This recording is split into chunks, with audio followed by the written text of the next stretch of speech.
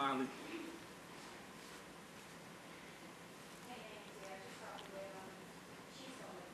Did she take to the food? Well, you know, I gave it to her down tube, and she tolerated it just fine. Oh, yeah? Stayed down, and she didn't have any problems with it. So I'm going to put some more down her tube right now.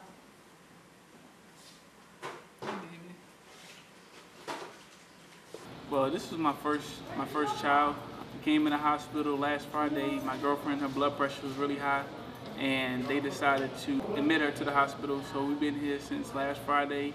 It was very interesting because I was saying they had a job interview lined up.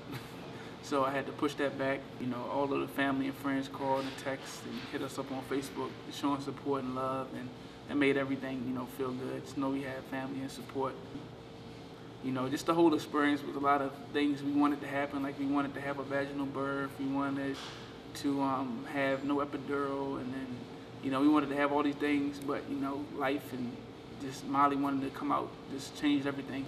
I wasn't even there for the birth when she was born because I couldn't be in the room because of the emergency C-section, and so I didn't get to hold her till today. It was my first time holding her, so you know, a lot of things that, you know, we wanted to happen didn't quite happen, unfortunately. But I think the main thing is that she's healthy and, you know, everything's fine.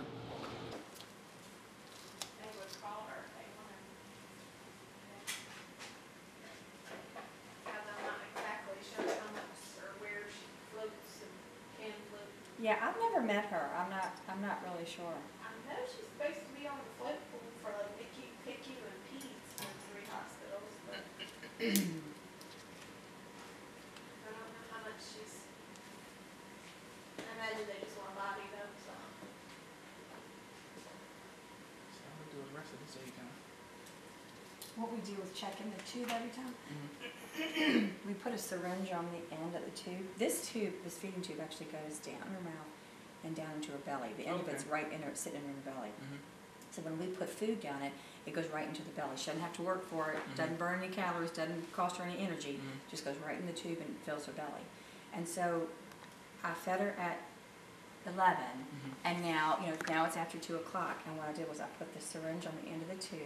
It's now empty. Oh, so she's working it through? Yes. So it's all moving in the right direction.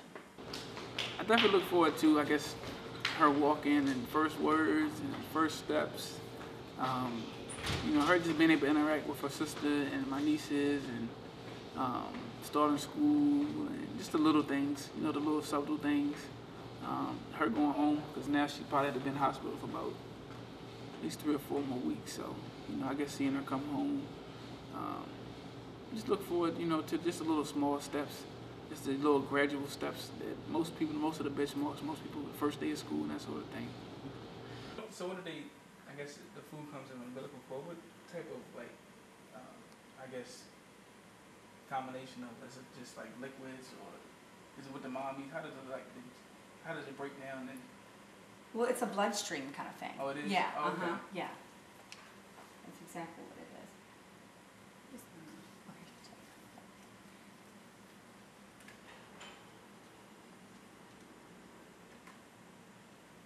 no. It's because the umbilical cord is basically blood vessels between the mom and the baby, and that's how the baby is fed until she comes out. And when she come out, then it's pretty much. Then she needs something in her tummy. Yeah. So even when they're born 21 weeks, they can still take milk or take blood? Well, now when they're born super early, like 28 weeks or earlier, we don't really put anything in their tummy. We just give them IV fluids until they get a little bit older and a little bit bigger and can handle feedings. So when they're born really, really early, they don't get anything in their tummy for a while. But she's at a point now where she should be able to tolerate, I mean, she's over 32 weeks now, so she should be able to tolerate her feedings in her tummy.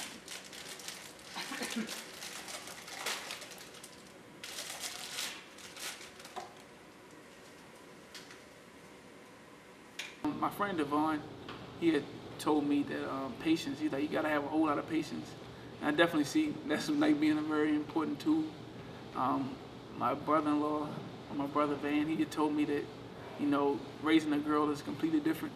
He said it'll definitely change your life.